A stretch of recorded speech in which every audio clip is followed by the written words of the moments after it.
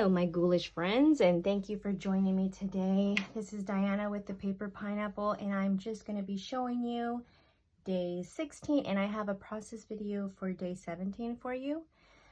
Still trying to play catch up, but I will get there. So here is day 16.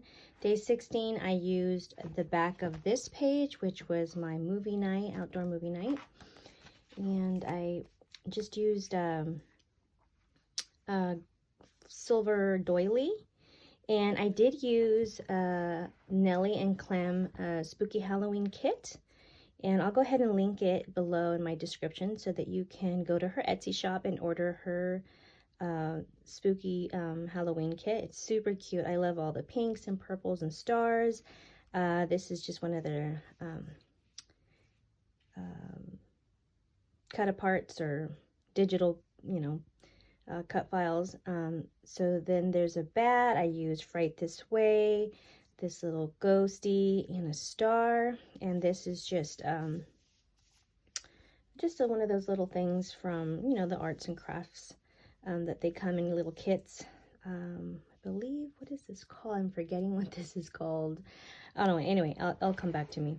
And then I used one of the cards, the 3x4 cards, Creeping It Real. I put my number there, 16, and added some stars and some rhinestones. Added Fabulous here, and then here's my dear friend Blossom. I added a little tab here, and I made a flip here of the journaling that went on this day.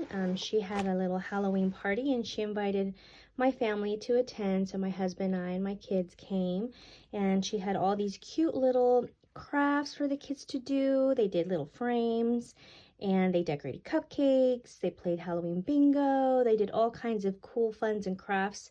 Kids had a blast, and us adults had an amazing time as well. This is just part of her spread here. She had some cute chocolate cake pops with, these are actually pumpkins with white chocolate. She had like a beautiful spread. Her husband did a delicious brisket, and she had some amazing sides, and we had a blast. Actually, it was such a great time that we didn't leave till the next day.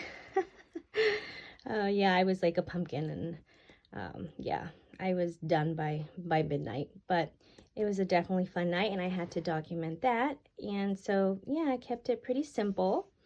In day 17, I will show you in my process video, so hang tight, and that will be coming. So for day 17, I have used the back side of day 16, and I went ahead and printed out two 4x6 pictures, and I cut those. The bottom one I left as is, and the top I cut in 3/4 cards, and so I put one on top of each spread. And so now I am going to go ahead, and because I wanted that picture to be a big picture on the other side. And then I used Echo Park's A Perfect Autumn by Lori Whitlock. I used Autumn Garden, and I used Silly Fox. Those are the two papers that I picked for this spread. I knew I wanted to incorporate more pictures on the other side, but I still had a pocket protector sheet on the other side, so I knew I had to use that as well. So to combine the two, I went ahead and blew up that picture, made it big. I do own a selfie printer, and that's how I print out most of my pictures, and so they print out in 4x6 format, and so I use another app to print my 4x6s and 3x4s, and so I just cut those, and it's super easy, and so therefore I am able to make it go together, so it's more cohesive. So I'm using this sheet here, and I knew I wanted to use this cute little yellow plaid for my background, and I knew I wanted this paper, this polka dot paper on the side, so I'm measuring out how much of it I want, and so then I like the way it looks, and I adhere that with my ATG gun. I want to say maybe it's 2 inches, maybe it's a 2-inch strip, and then I cut that to size. And I know I wanted to glue the ends, but I didn't want the inside glued because I'm going to tuck this paper that looks like a wood piece, like a piece of looks like a wooden table or, you know, piece of wood siding. So I wanted to use that as my photo mat because I will be incorporating 6 pictures from our trip to the pumpkin patch.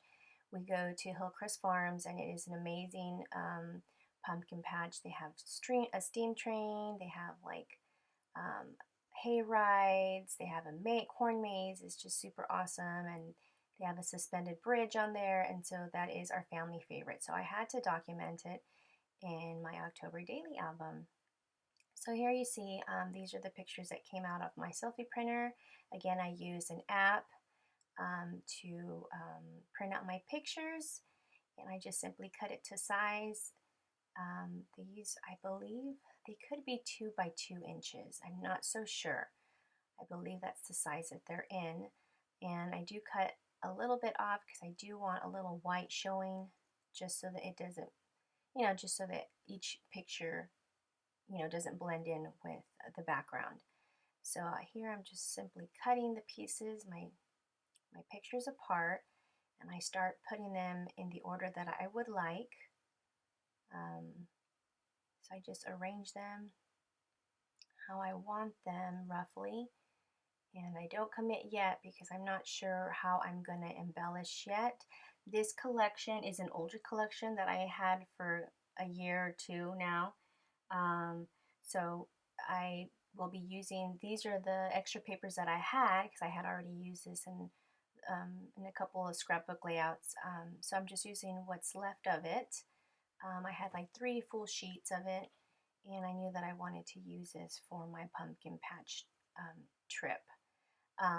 It actually has a sticker sheet, and on the sticker sheet it had one of those little blue trucks, and our family portrait was taken in a red truck in the bottom left hand corner there. You can't really see the truck, but I will be scrapbooking this at a later time once I'm not so pressed for time.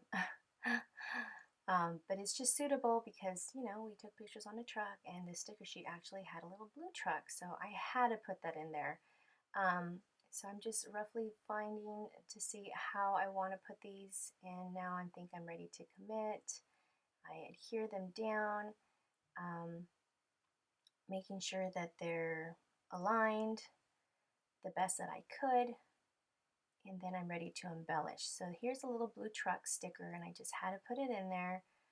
And this is a sticker sheet that Dollar Tree had out. It was so cute, and I felt like it meshed well with the papers and the stickers that came with this kit. I knew I wanted to layer some pumpkins. There were some dimensional stickers as well. I just used the flat ones just because I've been using a lot of dimensional embellishment in my pages, and my album's already getting super chunky, so I'm hoping that I can get all my entries in. So now I'm just using a couple of stickers. This is all the stickers that I have left from the sticker sheet. And so I'm just placing the stickers just to embellish it a little more. On this sheet I put in Fall Memories. It's a bigger sticker, and I felt like it meshed well with the big picture that I cut up here. So yeah, there's all kinds of ways that you can incorporate pictures. You can have them printed out the size of the actual protector sheet. Like, I believe these are 6 by 8s. You can get 1 4 by 6. You can cut those in 3 by 4s like I did here. And so yeah, I just got one of these little scalloped trim stickers, and I decided to put it on the side there. I felt like it worked well with the picture. I felt like it needed more, I needed to bring in more color there. And I'm ready to stick my 17, and I do end up putting it on the top left just because there's some empty space there, and it was kind of white so you could see the number. So yeah, I opted to leave it there. And so I know I wanted to incorporate my journaling, and as you can see, I have no space. So what I do is I end up using some tag nesting dies that I ordered from scrapbook.com, and I'm using my die cutting machine. I believe it's a Spellbinders Platinum. It's amazing. I love it. I absolutely recommend it. It actually cuts through 7 different types of materials, and it's super sturdy. I'll have to do a product review on this because I have not. If you're looking for a die cutting machine, I definitely recommend this one. I take out some craft paper, and I know I wanted a large size tag because I'm going to be punching holes in it, and it will be in the middle of my 2 pages so that I can add a picture and some journaling on the other side. You'll just see here briefly how I do that. And so I have this large tag that I can use, and I will be using my protector sheet as a template to punch out the holes to make sure that it fits in my album. So that's a template that I use, just use the protector to guide you to punch the holes. And yeah, here I'm just punching them out. It's this exactly where I want it. So I have the 2 there, and I took out this scrappy here of some mushrooms and some leaves and acorns and some pretty fall flowers. I thought that it was suitable and it matches well with the spread. And I went ahead and typed out my journaling, and I'm cutting here my card here. You can always handwrite it if you'd like, or if you want to type it out, type it out. I feel like I can add more journaling when I do type it out because my handwriting tends to get a little big, and so I just opt to type it out. But writing it, handwriting it, it's also good too because, your penmanship gets documented, and, your kids and grandkids could see it, in the years to come for future generations. That is one good thing about, doing all these memorable albums or for your family and loved ones in the future. So yeah, that's also important. I went ahead and just added an outline around my journaling just so it wouldn't look so, I don't know, it just looked too bold with just the bright white cardstock. And then I just added this little piece here. It's like a pinked orange sticker, and added that to the bottom just to bring in some color. And I also decided to put a little mushroom, I believe. I think I did use a mushroom. And yeah, there it is. So I just put that on the corner just to add a little bit of interest. And so I know so once I put in my journaling on one side, I knew I wanted to put a picture of my husband, my daughter, and myself. We didn't go on the train ride. The lines were so ridiculously long. And so our dear friends, they took our boys, and our boys actually got to go on the train ride. So we just stood out there, and we were taking pictures as we were waiting for them to come in. But for anything, it's for the kiddos, so, we do it for them. So it's okay.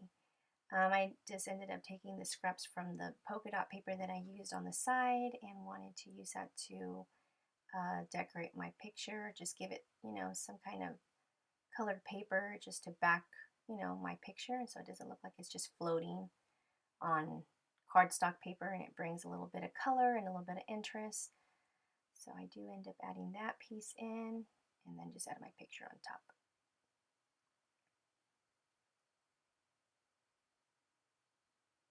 Just to bring a little color. So I do add my picture on top there. And I don't actually show it here, but I actually use a booklet of mine. I believe it's Paige Evans' booklet, or is it Maggie Holmes? I cannot remember which one. And I just added some cute word strips to my pictures. You will see it at the end. I was running late. I had to go pick up my kid from school, and so I didn't get to film that, but it will show you at the end. I just end up using this ribbon here that I picked up. I believe I picked it up from the Dollar Tree. I'm not sure, or Walmart, one of the two.